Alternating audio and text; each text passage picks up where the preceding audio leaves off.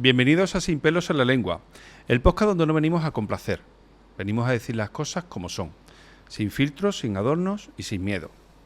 Yo soy Javier Moreno y en este espacio hablamos de adicciones, recuperación, familia y verdad, aunque duela.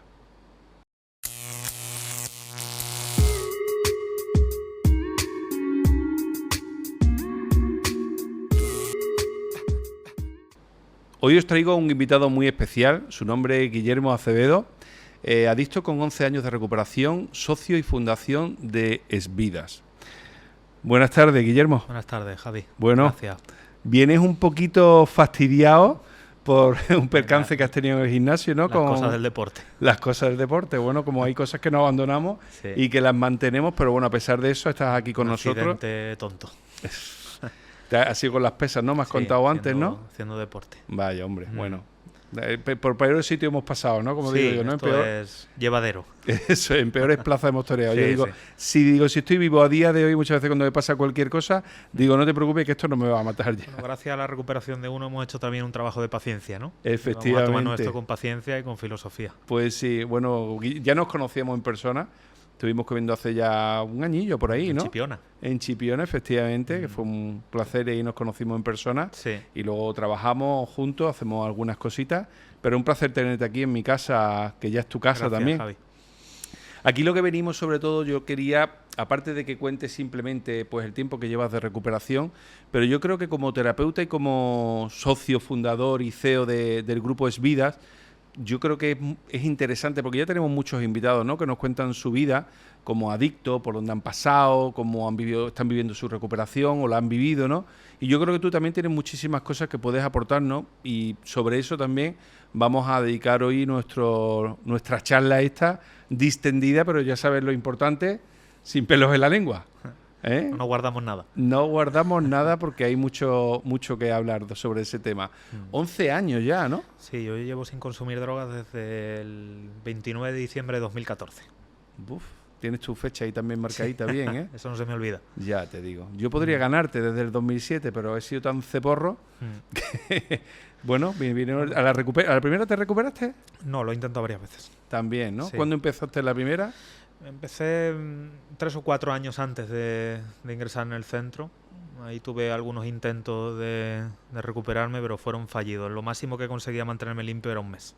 Un mes, o sea, no mucho tampoco. No, yo creo que nunca llegué a tener ninguna recaída, sino que tampoco conseguía parar de consumir, por así decirlo. Ajá. Porque un mes tampoco se considera Claro. tiempo suficiente, ¿no? ¿Con ingreso lo hiciste? Yo lo hice con ingresos, sí. Incluso la primera vez también, Porque ¿no? lo intenté a modo ambulatorio. Ajá. Pero no hubo manera.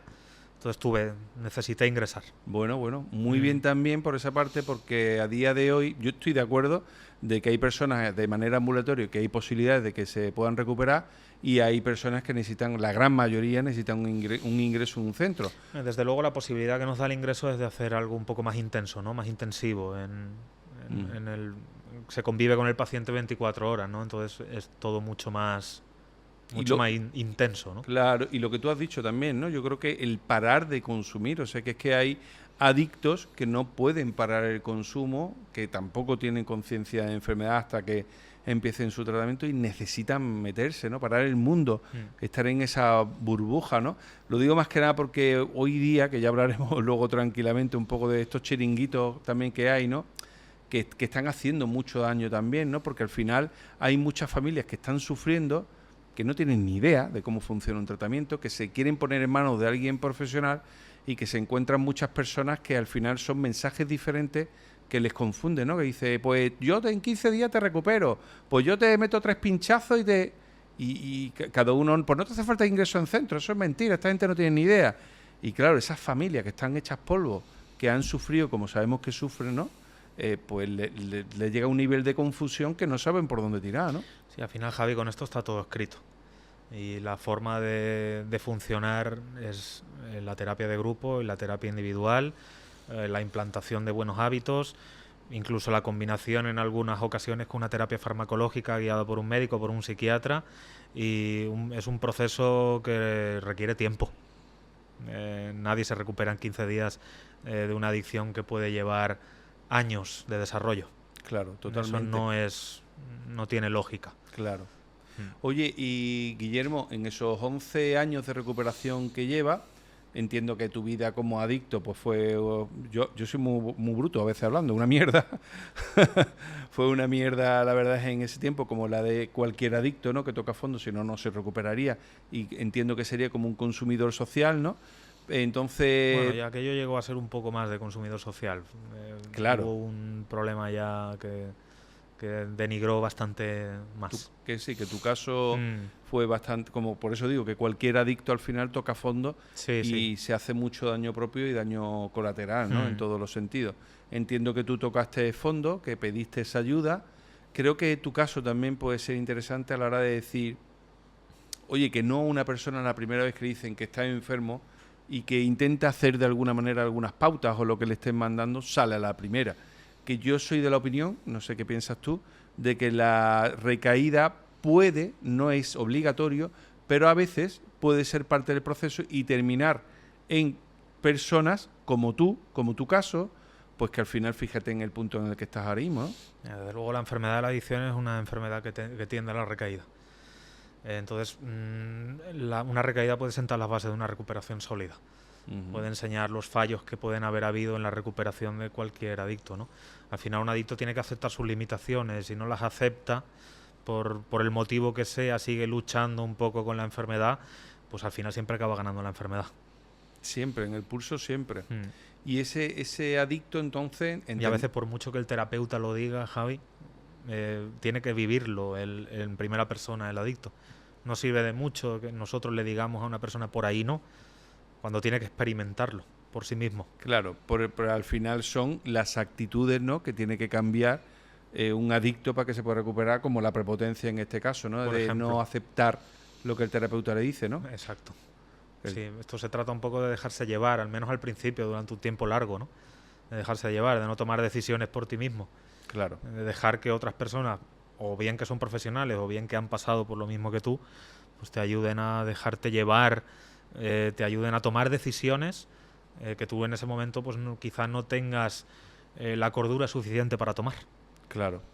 Oye, y Guillermo, te recuperas, ¿vale? Ya llevas 11 años de recuperación. La recuperación al final, somos adictos en recuperación. Yo me hace mucha gracia eso de exadictos, exalcohólico, ¿no? O porque no, esto es para toda la vida. Sí, yo tengo muy inculcado desde mi tratamiento y desde las personas con las que me rodeo que padecemos una enfermedad crónica que requiere un tratamiento crónico. Yo sigo yendo a terapia de vez en cuando. Porque bien. Me gusta, porque mis amigos están allí, porque me gusta ver llegar a los nuevos, me acuerdo de dónde venía yo, me sitúa un poco con lo que es mi enfermedad. No dejo de ser adicto por llevar 11 años sin consumir. Eso además también... No estoy exento de en cualquier situación que me traiga la vida. Lo único que me separa de la otra persona es una dosis. Totalmente. Y aparte es humildad por tu parte también, algo necesario dentro de tu recuperación. Fundamental. Para aceptar que uno tiene una enfermedad debe de ser humilde. Si no, no acepta. El ego no te deja aceptar que tienes una enfermedad. Pero hay mucho, lo has dicho, mucho ego, ¿eh? Mucho.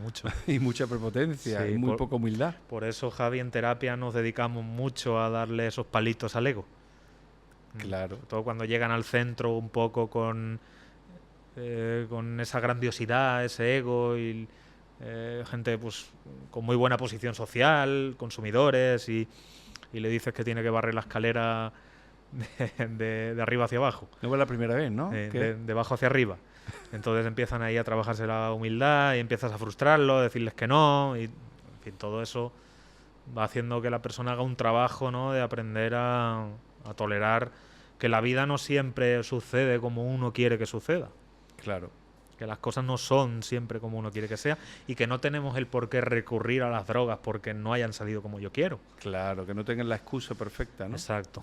Aparte que el no admitir, porque cuando un adicto se mete en un centro es porque solo no ha podido dejar de consumir, porque lo ha intentado en muchas ocasiones y no ha conseguido dejar de consumir, con lo cual con tus propias creencias y con tu propia autogestión, al final no has dejado. Si no lo has dejado, oye, déjate de guiar, aunque sea duro, aunque tengas que hacer renuncias, aunque tenga que hacer cosas que nunca has hecho para ese cambio de actitudes, y de esa manera yo creo que al final lo de la terapia grupal también es el identificarte con gente de la misma posición social, a una edad parecida. Está claro que cuando un adicto ingresa en un centro, Javi, es porque ha perdido el control. Claro. Y perder el control se lo podemos llamar a diversas situaciones. Hay gente que pierde el control porque coge el coche y le quitan el carné y pone en riesgo su vida y la de otros. Hay gente que se pone agresivo y tiene problemas judiciales. Hay otros que gastan más dinero de la cuenta. Y hay otros que pierden un control mental, que es que se les va de las manos. Hay un fondo emocional. Pero el primer síntoma de esta enfermedad es la negación. Entonces lo primero que hacemos los profesionales, en tu caso, en el mío, es intentar romper con esa negación. Claro. Intentar hacerle entender al adicto que tiene una enfermedad que le lleva a perder el control. Es que uno es adicto porque cuando consume cualquier sustancia que altera su estado de ánimo pierde el control. Y hay personas que pueden consumir sin perder el control, sí, pero porque no son adictos. No tienen la enfermedad de la adicción. Efectivamente. Que es algo que también, ¿no? La gente no lo comprende, ¿no? Pero si este toma y el otro toma y... Claro, pero este se va a su casa. Efectivamente. Este no hace los destrozos que hace. Este no se gasta el dinero que se gasta... Que no tiene nada que ver. Este no sufre. Este no consume para tapar, ¿no? Quizás las carencias emocionales, el dolor, ¿no? Porque el adicto con cualquier excusa al final termina consumiendo. Al final, ¿no? Es un debate que hay muy implantado dentro de los profesionales y dentro de la terapia, incluso la gente que tiene curiosidad en todo esto de un poco qué fue antes, ¿no? El huevo o la gallina. O sea, si naces adicto, te haces adicto. Y nosotros creemos que existe una predisposición a ser adicto y que el adicto ya desde la infancia siente un vacío, ¿no? Un vacío solo por el hecho de vivir. Y cuando encuentra la sustancia, pues existe una liberación. Al principio existe una liberación. El adicto utiliza las sustancias para liberar la angustia con la que vive el día a día, el miedo, ¿no? Vive con un miedo, una angustia, mucha distorsión, mucho catastrofismo, de que las cosas van a suceder mal, de que todo... Y soledad, ¿no? Soledad. Porque yo siempre me lo encuentro. La soledad Sí. puede ser de muchos tipos, ¿eh? La soledad no quiere decir que una persona esté sola y que no tenga padres y que no tenga... No, tú puedes tener padres, puedes tener hermanos, puedes tener dinero, pero tienes un vacío, ¿no? Exacto, ahí hay como ¿no? algo que nada satisface al adicto. Que al final la dopamina que te genera la Exacto. droga, ¿no? Exacto. Ese exceso... Al principio, cuando aparece la droga, es como una liberación, ¿no? El adicto encuentra la medicina al simple hecho de vivir, a la angustia que le genera el simple hecho de vivir. Muchos problemas para relacionarse con los demás, desde una forma muy... mucha vergüenza, muchos traumas, muchos complejos. Hay ahí muchas cosas que predisponen a que la persona cuando encuentre la droga se haga adicta. Sí, fíjate que yo me recuerdo a mí desde joven, ¿no? Joven te estoy hablando que todavía no tenía unos consumos agresivos, a lo mejor era de alcohol, socialmente, lo idealizabas incluso, ¿no? Todavía no habías tocado fondo. Pero yo realmente como incluso hasta sin consumir, yo tenía mi personaje y además siempre digo que no se lo cree mi familia, digo, yo soy introvertido y de verdad que me lo considero. Lo que pasa es que en mi trabajo o en determinados momentos de la vida necesito no ser introvertido, entonces parte de la circunstancia que estoy viviendo en ese momento. Pero de joven, sí es verdad que yo para acercarme a la gente necesitaba ser extrovertido. Y a mí el simple hecho de estar en activo o consumiendo ya me hacía ser ese personaje que intentaba estar por encima, ser un poco el rey de la fiesta, estar por encima. O sea, me llenaba a mí ese vacío que yo sentía, me lo llenaba. Si yo no era ese personaje... yo creo que me hubiera... Sí, ahí ya empiezan ya síntomas de baja autoestima, ¿no? De querer resaltar en los demás porque tengas más medios, más droga, o eres más personaje que los demás, ¿no? Claro. Me identifico con ello. Sí, ¿verdad? Claro, es un patrón habitual. Sí, el caso es que, claro, porque... No sentirte suficiente, ¿no? Sí, pero hay muchas personas con las que se trabajan que dicen, coño, son guapos, guapas, y económicamente están bien, y les va bien en la vida, y tienen buena familia, y buena... Es otra cosa. No tiene nada que ver, ¿a que no? Es otra cosa, es un vacío que el adicto siente crónico, que no llena nada, no llena ni la pareja, ni el trabajo, ni el dinero, o sea, no hay nada tangible que pueda llenar ese vacío. por eso esa predisposición, bajo mi punto de vista, creo que sí está ahí, porque los casos te los encuentras así de toda, o sea... Hay una predisposición anhedónica a la incapacidad de sentir placer por cualquier cosa. Yo muchas veces, después de toda la introspección y todo el trabajo personal que he hecho, me traslado a veces a la infancia y me pongo a pensar en cómo amigos míos disfrutaban del deporte, del cariño de sus seres queridos, de la comida, y yo lo hacía todo de una forma muy compulsiva. Nada me llenaba, nada me satisfacía, ¿no? Tenía que ser, comía de forma desmesurada, el deporte a veces lo cogía con mucho ímpetu y después lo dejaba. Había ahí como, ¿no? Entonces ya empezamos a vislumbrar que la química del cerebro no anda muy bien. Que el sistema de recompensa de dopamina y tal no está bien regulado. ¿Crees que todavía, a día de hoy, crees que faltan más estudios sobre el tema de la adicción a nivel neuronal, cerebral o como lo queramos llamar? Yo no soy médico pero ¿crees que faltan, y sabemos de lo que estamos hablando y creo que los espectadores también, estudios todavía sobre el funcionamiento de cómo un adicto, la parte comportamental, pues esto un poco de lo que estamos hablando, es decir, oye, incluso que llegara de alguna manera que nos... Es verdad que hoy día, ¿cómo sabemos cuando una persona tiene la enfermedad de la adicción? Cuando toca fondo. Bueno, sí, muchas veces yo se lo digo a la gente, ¿no? Que esta enfermedad es un poco abstracta, porque cuando tú vas al médico y tienes una neumonía, te ponen una radiografía y te enseñan el pulmón y te dicen, mira, ahí está, ¿ves esa manchita? Esa es la neumonía. Pero nosotros no podemos ponerle un tag y decirle, mira, ahí está la enfermedad de la adicción, ¿no? Entonces, esta enfermedad es como un poco, ¿no? Sí estaría bien que pudiéramos demostrar cómo esa química del cerebro está... Claro, es un poco como el que llega con la depresión, ¿no? Una persona que va a un psicólogo, a un psiquiatra, oye, tengo depresión, estos son mis síntomas, llevo muchos años de esta manera, y el psiquiatra le dice, oye, pues es verdad, es cierto, tómate esto, tómate lo otro, ¿no? Al final los comportamientos, ese vacío, la compulsividad, la autoestima, o sea, realmente estamos cortados por el mismo patrón. Y realmente eso lo tenemos no cuando hemos tocado fondo, lo tenemos prácticamente con una evolución, pero la tenemos prácticamente desde que hemos nacido o tenemos uso de razón.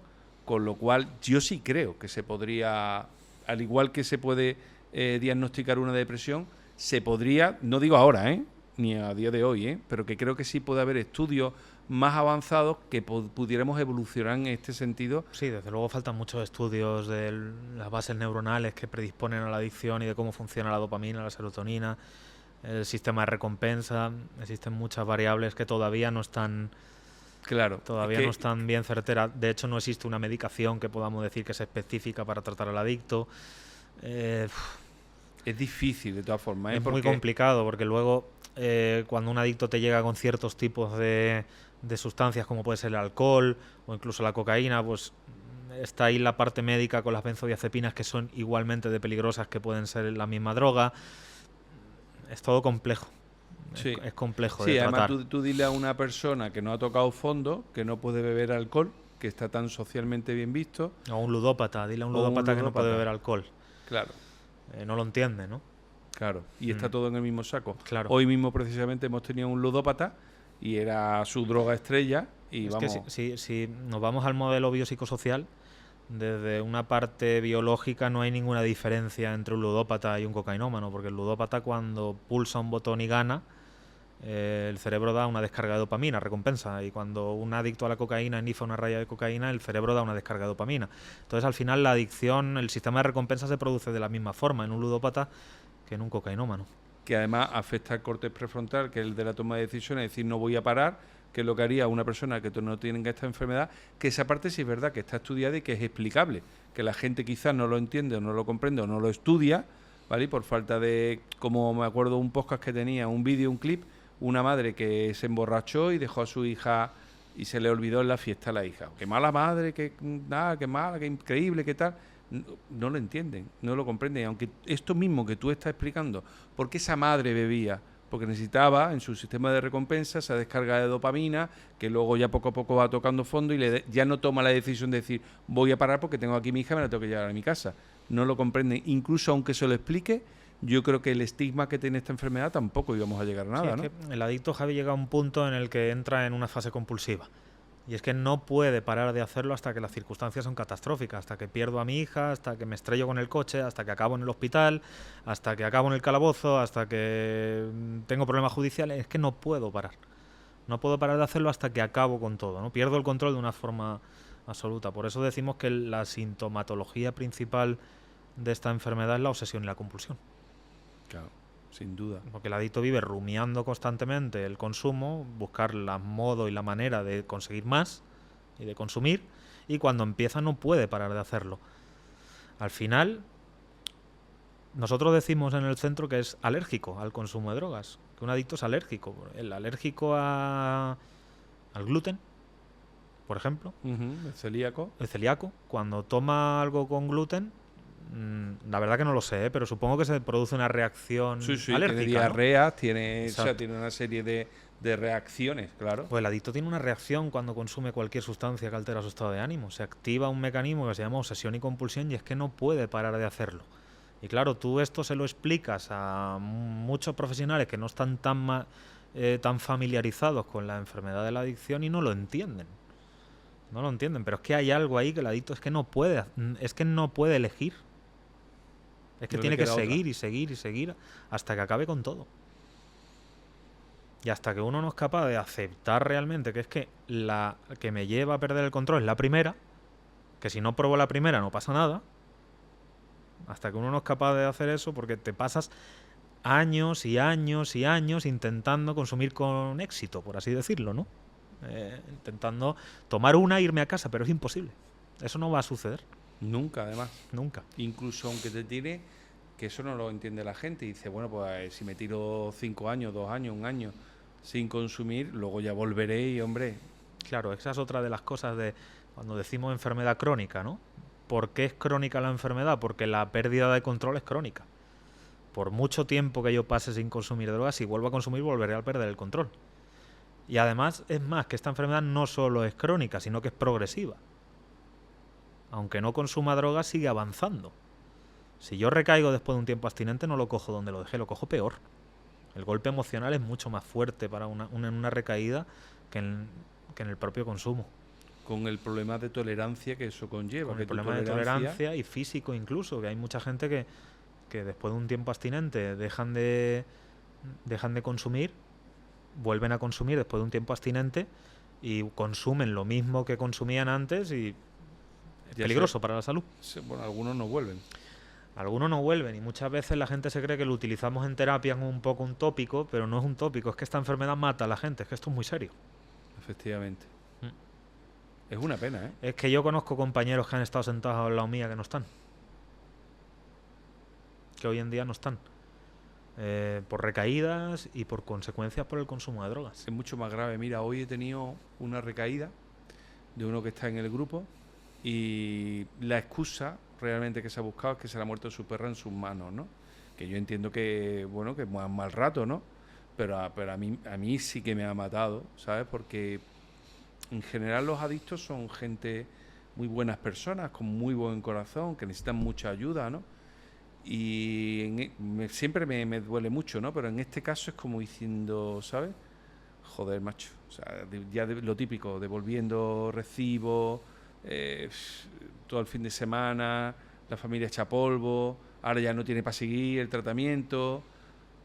Me mata las circunstancias de cómo la enfermedad busca una excusa, ¿no? Esta enfermedad es muy sutil y está esperando. Es una enfermedad que espera pacientemente y que esto es una carrera de fondo. No es yo llevo un año sin consumir y ya está, ya lo tengo todo hecho y no, esto está ahí, sigue ahí y está esperando a que cualquier circunstancia de la vida te pueda llevar a coger una excusa que te coja en un momento de debilidad para decir, bueno, me voy a tomar solo una, a ver qué pasa. Tengo un compañero que además aprecio mucho, que viene a las terapias que yo asisto, que se tomó un día un botellín de cerveza y tardó 14 años en volver. Y todo empezó con un botellín de cerveza. Porque ese es otro problema. Si luego vuelves o no vuelves, en el caso que no te ocurra nada grave. A ver cómo vuelves, a ver si tiene la suficiencia, porque tienes al final vuelves derrotado, ¿no? Es que además cuando... Si vuelves. Uno de los síntomas de esta enfermedad es la impotencia, ¿no? El querer hacerlo de otra forma y no poder. Porque al final la adicción anula la voluntad de la persona, ¿no? Quieres hacerlo, que hay algo, yo creo, ¿no, Javi? Dentro de los adictos hay algo que quieren dejar de consumir. Claro. Que no quieren morir así. Pero no pueden, ¿no? Anula su voluntad. Y ahora me he perdido. Sí, no, que al final con el tema este, de todas formas, como tú me estás diciendo, de anular la voluntad, que es algo que ocurre mucho también, ¿no? La gente cree que por eso muchas veces intentan, a ti te habrá ocurrido en su día y a mí me ocurría también, ¿no? Y además nuestra prepotencia ayuda a ello de decir, yo solo puedo, verás como tal.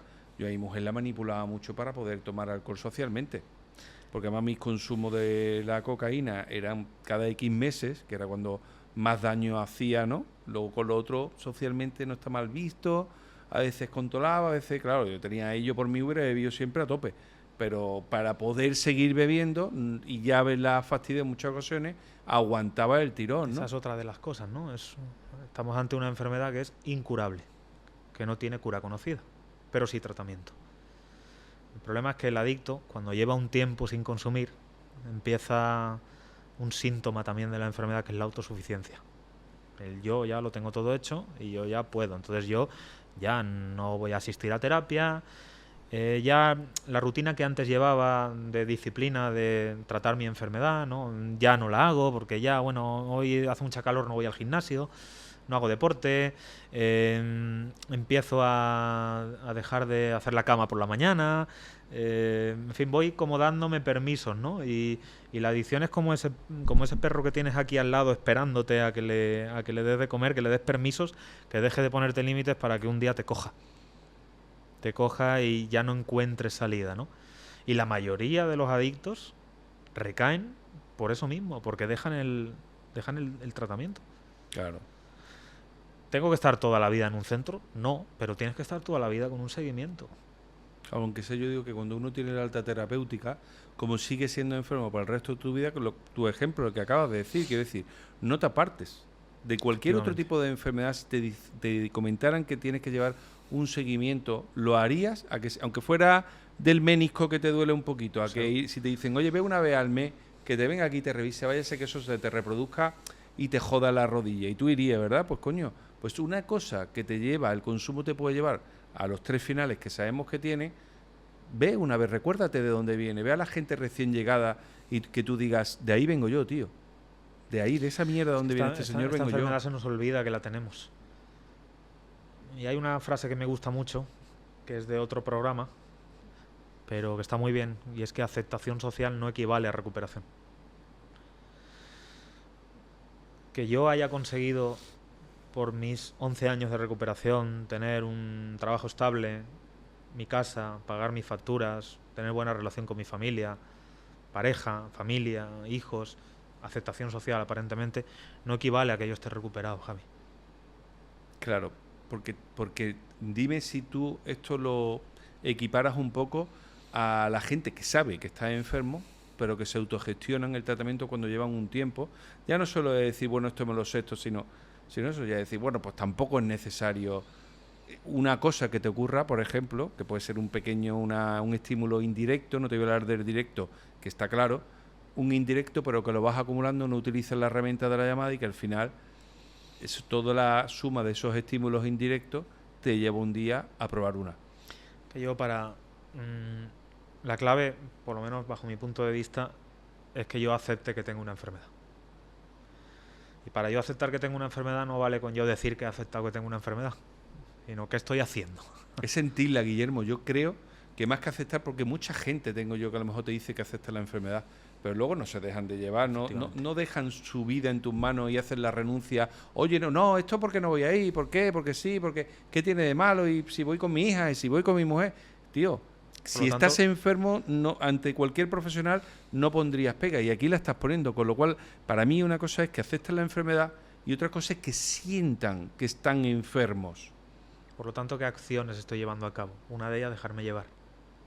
Estoy poniéndole límites a mi enfermedad, ¿no? Estoy aceptando las limitaciones que tengo, que es no tomar decisiones, dejarme llevar, por ejemplo. Y estoy aceptando el tratamiento también de mi enfermedad. Esta enfermedad tiene un tratamiento.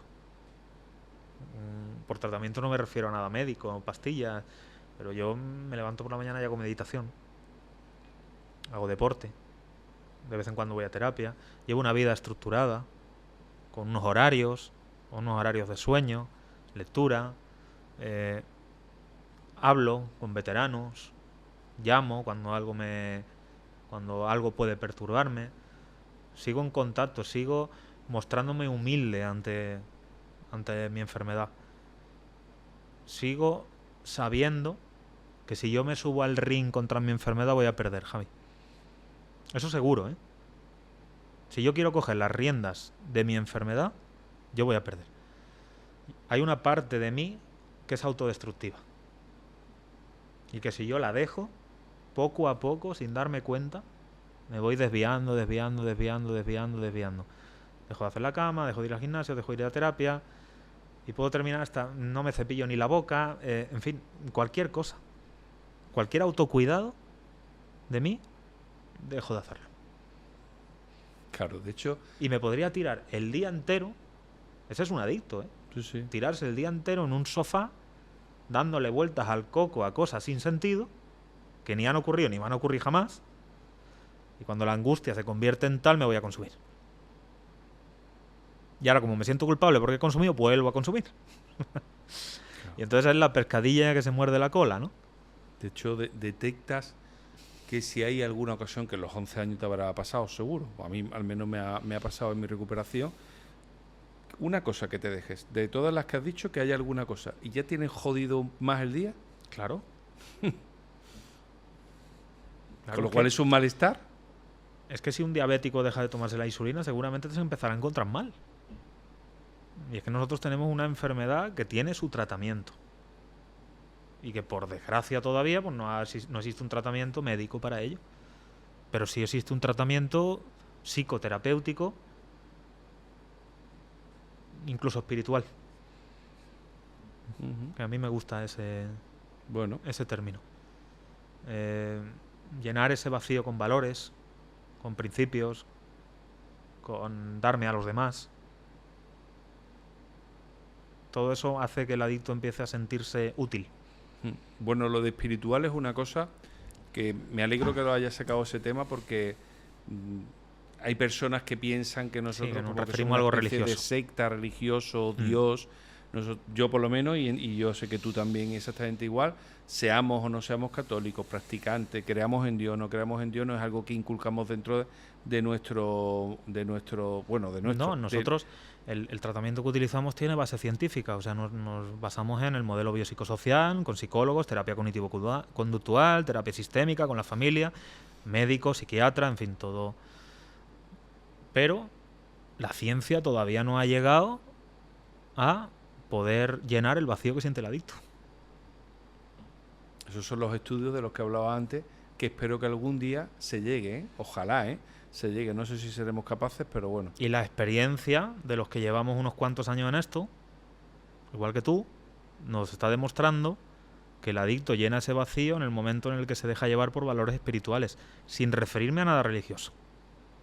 Pues mira, a ese tema... el adicto siente una gran autoobsesión consigo mismo.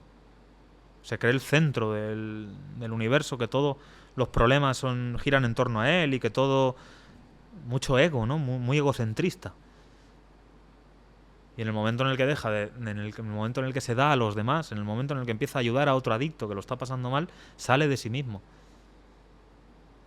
A mí me pasa mucho, ¿no? Hay veces que tengo una pelotera en la cabeza y le estoy dando una importancia tremenda. Y me siento con otro adicto y se la comparto y me doy cuenta de que no tiene tanta importancia. De que no es para tanto. Solamente por el hecho de haberme sentado con otra persona que me entiende, que me comprende, que nos ayudamos mutuamente, pierde fuerza, Javi. Por eso el grupo. Claro, exactamente. Sin grupo no hay recuperación. Es que el grupo es vital. Volvemos un poco al inicio de la entrevista del podcast, que al final el grupo es vital, que por mucho que puedas tener psicólogos, psiquiatras, médicos, que me parece cojonudo y que creo que dentro del tratamiento es Sí, un necesario tratamiento también. multidisciplinar. Eso es. Pero la figura del adicto y la medicina, la psiquiatría, la psicología todavía no ha llegado a ese vacío del que hablamos. Claro. El Y núcleo de la enfermedad. claro, comentábamos antes que después de esos 11 años de recuperación, bueno, no sé a lo largo, porque ya lleva mucho tiempo con el grupo Esvidas, ¿cuándo te inicias y cómo se te pasa por la cabeza de decir, que además va muy al hilo de lo que estamos hablando, de que necesitamos también dentro de esta parte espiritual de ayudar a otras personas, ¿dónde se te dice, tío, mi vida va encaminada a ayudar a otras personas, necesito... Bueno, ¿Dónde fue todo empieza la un parte...? poco fue todo algo circunstancial. En realidad no ha sido nada buscado, ha ido sucediendo conforme al final nos hemos dejado llevar por las circunstancias, ¿no? Yo empecé como monitor en el centro donde me recuperé. Por lo que sea, pues bueno, después el que fue mi terapeuta, José Manuel, pues hoy en día hemos formado juntos el grupo. Y bueno, ahí hay una relación incluso familiar, ¿no? Y bueno, se han ido dando las circunstancias para que podamos formar el grupo de tratamiento de adicciones que tenemos hoy en día. Un modelo propio que ha funcionado, que hemos podido exportar un poco a distintos puntos de España, con muy buenos resultados, y estamos satisfechos con la labor que se está realizando. Entiendo que ya siendo tu monitor ya tenías por dentro ese gusanillo, ¿no?, de ayudar a compañeros como tú, ¿no? Desde luego el mantenerte en contacto cuando uno está en los inicios de la recuperación, mantenerte en contacto con la recuperación, con la enfermedad, es lo que estamos hablando, ¿no? Es como el que asiste a terapia, ¿no? Si estás con personas que están llegando al centro, estás viendo todos los días los estragos que hace la adicción, cómo estabas tú, te acuerdas, todo eso a mí me ha ayudado mucho.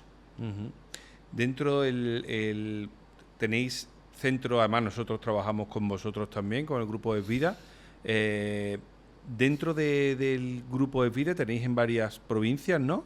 Sí, tenemos centros en Jerez de la Frontera, 2 centros de ingreso, con 3 locales de tratamiento ambulatorio y 17 pisos. Tenemos en Sevilla, en Sanlúcar de Barrameda, en Asturias y en Badajoz. Tenemos 6 centros de ingreso y en todos hacemos un poco el mismo modelo: 3 meses de ingreso, paso por piso y tratamiento ambulatorio. ¿Cuántas plazas son en total? 166. Muchas plazas. Muchas. Mucha responsabilidad. Mucha. Muchos problemas. Así te rompen los dedos. Sí. Estoy con tantísimas concentrado en otras cosas. Claro, porque yo que llevo temas ambulatorios y pienso, y que conozco, y que trabajo con centros de ingreso, que trabajo con vosotros y demás, y sé las cosas que ocurren en los centros, y he ido muchísimas veces a centros, y digo, Dios mío, de mi vida, ¿eh? Bueno, tenemos un equipo que trabaja en cada centro, pero bueno, no deja de uno de tener que dirigir el equipo, entonces tiene que estar un poco pendiente de todo. Claro, sí, pero al final como parte responsable, ¿no?, de todo esto, entiendo que es difícil.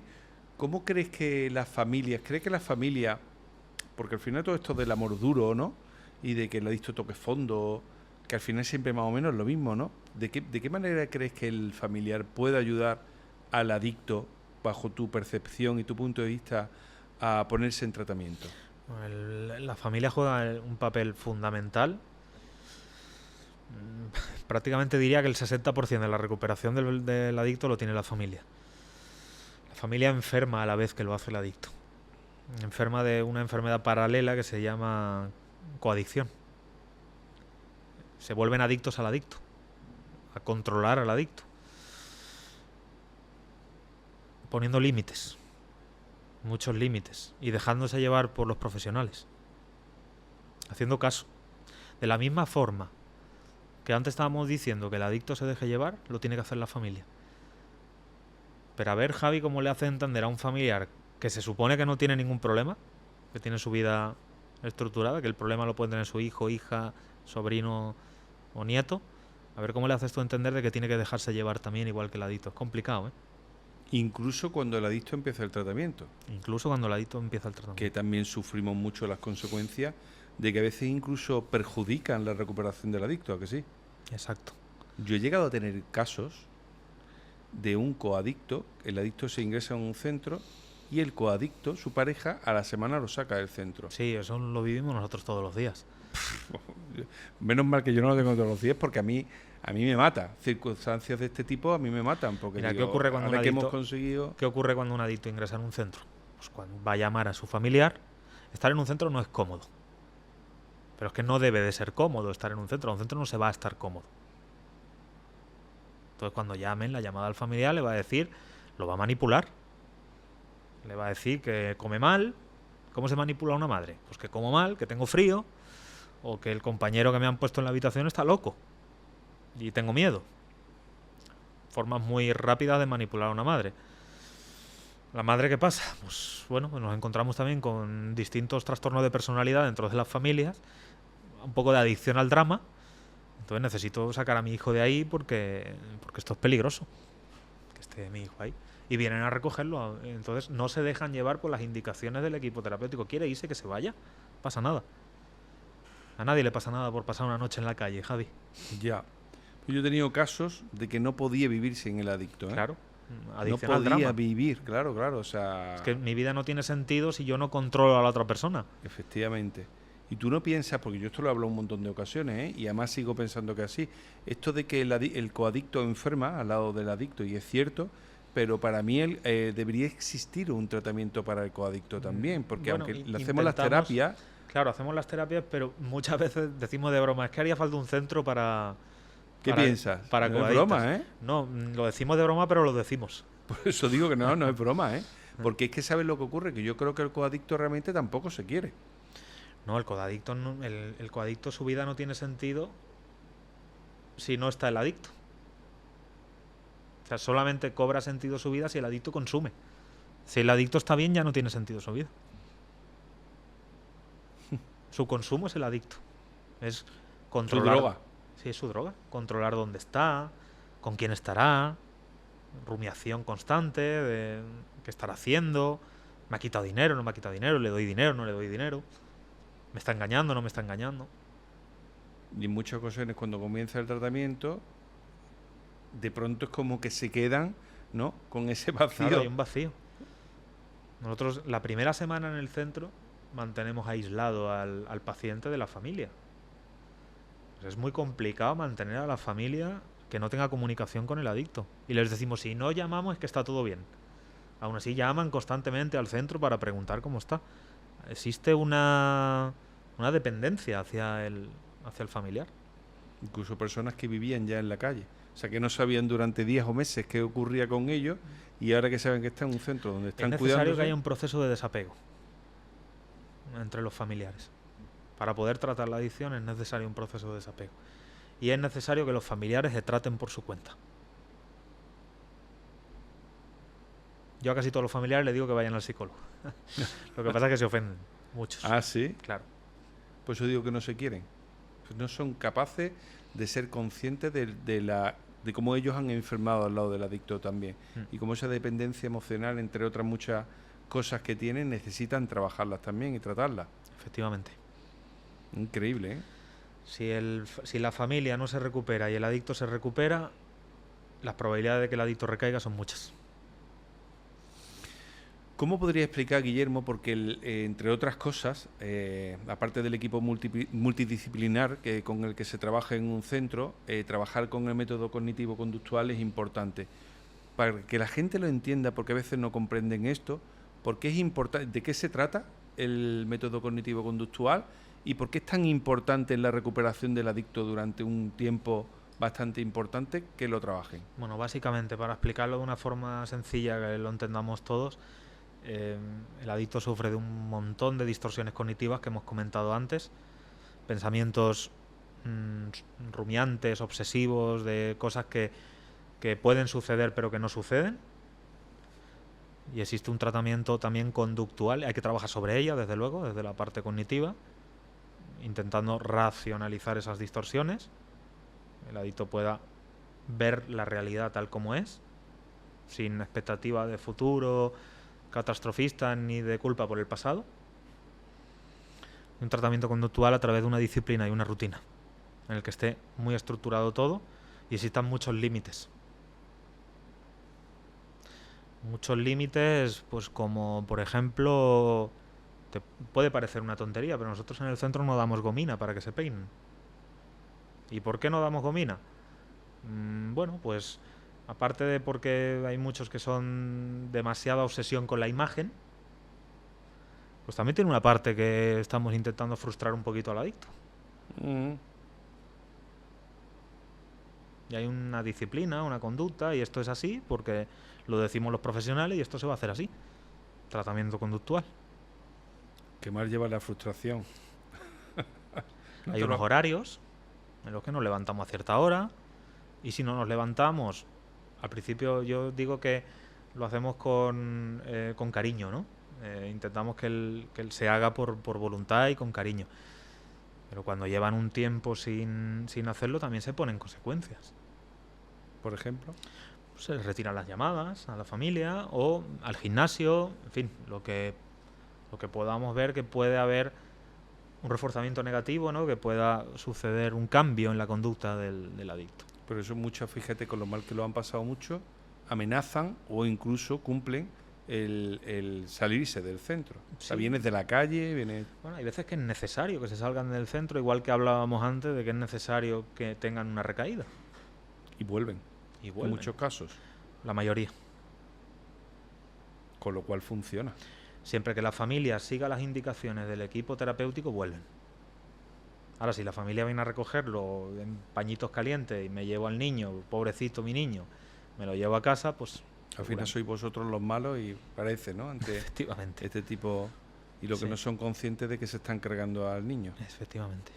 En este caso, ¿por qué hay pacientes que, incluso habiendo tocado un fondo muy grande, o sea, viviendo en la calle, mira, hablando antes de gente que fallece con esto, además del alcohol, falleció aquí en Málaga una persona que había estado con tratamiento, recuperaciones, llevaba 4 meses sin consumir, en una recaída de alcohol, ¿vale? Por una hipoglucemia, se lo ha llevado para adelante.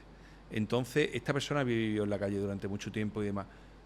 ¿Crees que personas de este tipo son más difíciles de poder recuperar o determinados tipos de adictos son más difíciles de recuperar que otros? O simplemente, habiendo tocado un fondo parecido, habiendo destrozado su vida económica, familiar, ¿o en qué te basaría o crees que puede estar la diferencia? Yo creo que las consecuencias derivadas del consumo no son favorecedoras a la recuperación. O sea, porque uno haya vivido en la calle, tenga una enfermedad física, haya arruinado económicamente a su familia, a su vida, yo no creo que eso sea favorecedor de la recuperación. Creo que es al revés, creo que es más difícil incluso que se recuperen. Y una cosa muy importante... Que uno se recupera conforme va pasando el tiempo y va viendo que merece la pena vivir sin consumir drogas. Creo que uno se va recuperando conforme va pasando el tiempo y se va dando cuenta de que puede ser feliz sin consumir drogas. El adicto basa mucho su felicidad en el consumo. Yo mismo pensaba que yo no podía pasármelo bien nunca más si no consumía. Y cuando te vas dando cuenta de que eso no es verdad, de que te ríes igual, de que puedes bailar igual, de que puedes jugar igual, de que puedes hacer el amor igual, de que puedes hacer muchísimas cosas, entonces te vas dando cuenta de que se puede tener una vida fantástica sin consumir drogas, que no es necesario. Necesitas darte la oportunidad, eso sí. Exacto. Necesitas darte la oportunidad de estar el suficientemente tiempo limpio para disfrutar de esas cosas. Tú ahora mismo sí que llevas una vida totalmente normal y, como dices, disfrutas de todo sin tener que buscar ese punto de dopamina. Y el vacío, realmente dirías que más que o no sé, ¿tú cómo lo llamarías? ¿Como que desaparece o al haber tenido ahora una vida rutinaria, haber hecho los cambios, saber decir no, protegerte, quererte, ya eso es lo suficiente como para que esté lleno ese vacío que teníamos antes? Yo creo que el vacío sigue ahí. y en un proceso diario, de día a día, de tu propio tratamiento, el darte a los demás, el intentar ayudar, el salir de ti mismo, el practicar unos principios, una vida tranquila, todo eso va apaciguando todo ese vacío y toda esa vorágine de pensamientos malos, catastrofistas que existen en el adicto. Al final no podemos nunca volver a lo de antes. O sea, quiero decir... Eso jamás. Exactamente. Pero en nada, aquí, o sea, como decía, lo de hacer la cama simplemente, ¿no? Pase lo que pase, Javi. Pase lo que pase, nos consumimos. El problema es la primera. Puede morir el perro en mis manos. Se puede... Bueno, el otro día leía un artículo que dice que los hombres, igual que las mujeres, pero en este caso hablaba de los hombres, tenemos que aceptar, cuando pasamos de los 30 a 35, que nuestros padres no van a estar toda la vida. Y yo a mi padre, por ejemplo, pues lo veo envejecer. Y es una reserva muchas veces que se queda el adicto ahí, ¿no? Cuando mis padres mueran, consumiré. Pase lo que pase. Pase lo que pase, tener la capacidad de pasar cualquier duelo te da la oportunidad de sentir. Lo otro no... Pero además, Guillermo, vete al final. O sea, lo otro es mentira. Claro, aunque ocurra algo de eso y consumes y has revivido, has resucitado, no, has solucionado el problema, lo has agravado. Con lo cual, al final, volvemos siempre a la palabra excusa, ¿no? Tú en ese pulso del que hablamos, el subirte al ring con la enfermedad que siempre te va a ganar, es así. Porque cualquier excusa que tú pongas, la enfermedad siempre te va a ganar. Porque no hay nada que vaya a hacer que mejore tu vida porque hayas consumido, aunque haya alguna circunstancia que se supone que pudieras tener algún motivo claro para poder volver a consumir. Da igual, si es que no vas a solucionar ese problema. Lo vas a agravar siempre. El tuyo y el de la gente que te pueda querer. Y contando que luego puedas salir de ahí. Como hablábamos antes, 14 años sin volver. Porque igual levantas la primera pero no vuelves. Y mucha gente que ha levantado la primera y no ha podido volver a recuperarse, los conozco también. Y de los que están a tu lado que has perdido, de los que se levantaban en terapia al lado tuya y que ya no es que no vuelvan, es que no están. Que sea la gente consciente de que es una realidad, que no es que nosotros no estemos inventando nada. Hay muchas familias que nos escriben, muchas familias que nosotros hemos visto a lo largo del proceso de nuestro trabajo que han perdido a sus familiares a consecuencia de una recaída o del consumo, que es un tema mucho más serio de lo que la gente se piensa, que es una enfermedad, que existe mucho estigma. ¿Crees que quitaremos alguna vez este puñetero estigma?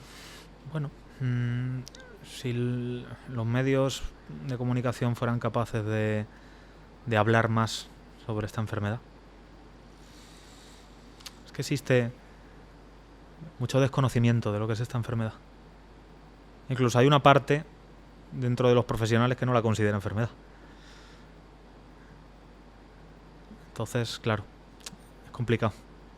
Pues la enfermedad o es o no es. La palabra adicto en este país se la tenemos etiquetada a un cierto tipo de persona, o alcohólico. Ya. Si yo digo que uno que sale el fin de semana y pierde el control bebiendo y se emborracha es alcohólico, me dirán que no porque no bebe todos los días. Y yo le diré que sí porque pierde el control cuando bebe. A ese es el que alguna parte profesional pueden decir que no está enfermo, ¿no? Efectivamente. Pues ese era yo. Y escucha, más enfermo que yo no hay nadie, ¿eh? Y yo no sé si a día de hoy estaré sentado en este sillón con esta bonita conversación contigo si no fuera porque yo definitivamente, que gracias a Dios mi hija me dieron de lado y fue lo que me hizo tocar mi fondo. Si no, no lo sé, ¿eh? Porque una persona que consume a diario quizás sufra menos. Hay casos que puedan sufrir menos de una persona que consuma los fines de semana. Sí, al final es toda la semana obsesión con una contención, esperando a que llegue el fin de semana para explotar. Claro. Cargándome de estrés. O sea, son formas de consumo. Además, cuánto ha consumido el del fin de semana y cuánto ha consumido el que ha consumido a diario. O sea, es que si nos ponemos aquí... Sí, lo que pasa es que la palabra alcohólico pues se la etiquetamos al que baja por la mañana al bar cualquier día entre semana y le tiembla la mano hasta que se toma la primera copa. Ese sí es alcohólico. Pero yo que salgo el fin de semana y cojo una borrachera que acabo por el suelo, no soy alcohólico porque yo de lunes a viernes cumplo con mi trabajo y llevo una vida aparentemente normal. Por lo tanto, volvemos a lo de antes, aceptación social no equivale a recuperación. Claro, y yo aparentemente llevo una vida normal. Y entonces una chica de fin de semana que haga exactamente lo mismo que el caso que tú me acabas de contar y ha sufrido abusos por culpa de la borrachera que tiene, ¿qué cambio dirían entre uno y otro? ¿El de la chica sí sería un problema y el del otro no? Que se ha emborrachado pero que vuelve a trabajar el lunes, a que seguramente de la chica dirían, uy, esta chica tiene un problema porque fíjate, se ha emborrachado, han abusado de ella, eso sí. Pérdida de control. Pero es la misma pérdida de control de uno que de otro, ¿no? La misma. Pasa que de uno es una chica que han abusado y el otro vuelve a su puesto de trabajo el lunes, pero tampoco sabemos qué ha ocurrido ahí durante el fin de semana. Supongo que existen ciertos intereses más grandes que no podemos controlar, Javi. Pues eso es lo chungo, ¿no? Bueno, al final en este país el alcohol es cultura. La feria de Cádiz, de Jerez, la del Caballo, pero bueno, en Sanlúcar es de la Manzanilla. Todo se celebra con alcohol. El alcohol mata a muchas personas, ¿eh? La gente cree que no. La gente cree que no. Pero es así. La gente cree que como es una droga social... Pero hay muchos intereses. ¿Qué intereses? Económicos. Incluso a nivel del Estado, ¿no? Porque a nivel de impuestos... Muchísimos. Igual que el tabaco. Igual como decíamos en un podcast también que grabé, ¿Cuándo ¿no? han empezado a meterse con el tabaco? ¿Cuándo han empezado a meterse con el tabaco? ¿Cuándo han empezado a poner en las cajetillas las fotos de los pulmones y eso? Cuando les ha costado mal curar a los fumadores que lo que recaudaban del tabaco. Cuando el equilibrio se pierde de que no va a favor, no gana, que va en contra, claro. Mientras se morían, pero cuando hay que curarlos, se cuesta mucho dinero, ¿eh?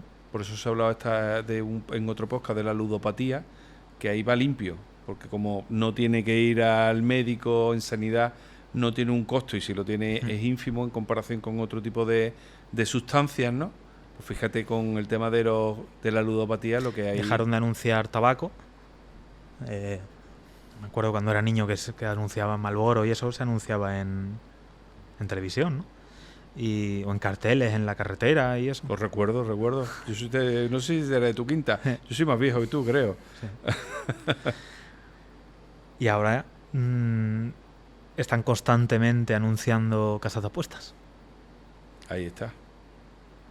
Un problema importante también, que no voy a entrar mucho, porque hay un podcast para eso precisamente y quiere contigo hablar un poco más de ediciones, pero tela también ahí, recibirá tratamiento el mismo y ahí están, ¿no? Que la gente sea consciente, ¿no? Pero al final, ¿qué es? Dinero, impuestos. Claro. El alcohol, lo mismo. Sí. Oye, Guillermo, ¿qué le dirías? Pues estamos terminando. Aparte que te dejo que si hay algo que quieras decir, pues ahí está tu casa. Pero ¿qué le dirías a la gente que pone de pega el tema económico a la hora de poder ingresarse en un centro? Que hay otro sistema, incluso sabes que no funciona, por desgracia. No hay profesionales, están saturados, listas de espera. Esto cuando hay una enfermedad que mañana te puede llevar al otro barrio, no podemos esperar 6 meses. Entonces, para eso están centros privados como los vuestros, en los cuales la gente puede salvarse la vida, la de ellos y la de sus familiares. ¿Qué le dirías a esas personas que ponen pega? Unos tienen dinero, otros pueden pedir un préstamo, otros pueden... ¿Qué le dirías de la importancia que tiene o por qué es necesario de que puedan entrar a un centro privado para que recuperen la vida del adicto? Bueno, en un centro privado podemos personalizar mucho más el tratamiento.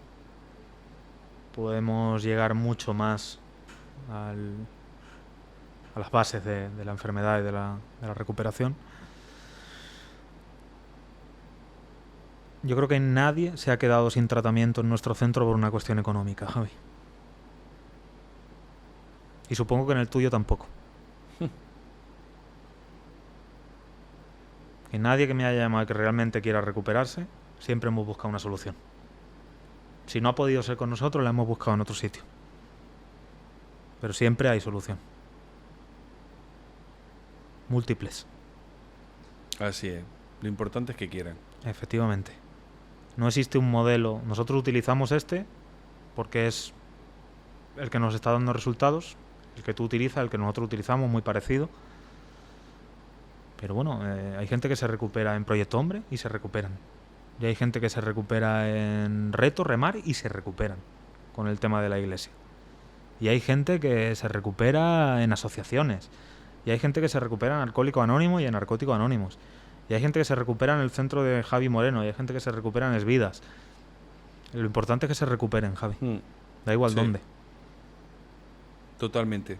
Ojalá cada día la concienciación sea muchísimo mayor, el estigma sea mucho menor, para que podamos recuperar a más gente, para que esta parte espiritual que tenemos no la perdamos, que yo creo que es vital, que además el dormir por la noche, aparte que nuestra recuperación nos hace dormir por las noches, pero el saber también que ayudamos a tanta gente con la labor que vosotros estáis haciendo, la que nosotros hacemos, creo que eso no hay nada que lo pueda pagar, ¿no? Y a mí me ocurre, ¿no? Por eso creo que herramientas como esta que estás utilizando, estas conversaciones con profesionales, con adictos, sirven mucho para llegar a la población y que perdamos un poquito el estigma. Lo iremos consiguiendo poco a poco. Cada día hay más personas que nos lanzamos a ello, y que siempre de manera profesional. Eso es muy importante. Creo que tú estás de acuerdo conmigo en que la gente sepa dónde tiene que ir. Sí, si tuviera que decir algo para finalizar, sobre todo diría que pidan ayuda, pero que tengan la certeza de dónde están pidiendo la ayuda. Que la ayuda que se brinda sea una ayuda acreditada y profesional. Eso es. Pues la sigo en lo que has dicho, estoy totalmente de acuerdo y corroboro todas tus palabras. Guillermo, un placer haberte tenido aquí. Gracias, Javi. Ya sabes que esta es tu casa, que puedes venir cuando quieras. Te tendremos seguro en un futuro por aquí en alguna otra ocasión. Y nada, a vosotros muchísimas gracias como siempre por acompañarnos en este episodio con Guillermo Acevedo. Esperemos que esté por aquí próximamente con nosotros. Ya sabéis, muy importante, suscribiros al canal, darle a la campanita para que todos los podcasts os puedan saltar y podáis estar informados y sigáis aprendiendo. Compartirlo y, por favor, darle a ese like, que a nosotros nos ayuda para que podamos seguir ayudando. Un beso muy grande y un abrazo. Nos vemos pronto.